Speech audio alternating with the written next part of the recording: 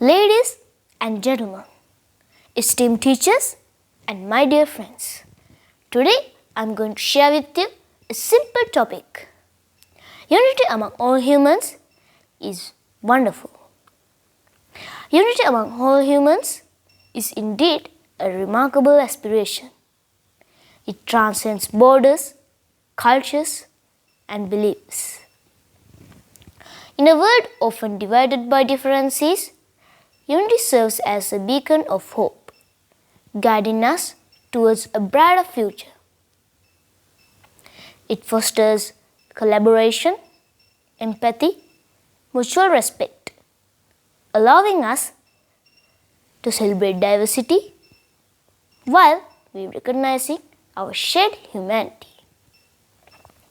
When we stand together, we are stronger. We have the ability to face any challenge confronts us. And as students, we also have the ability to shape the future. Let us embrace unity in our classrooms, in schools, and our community.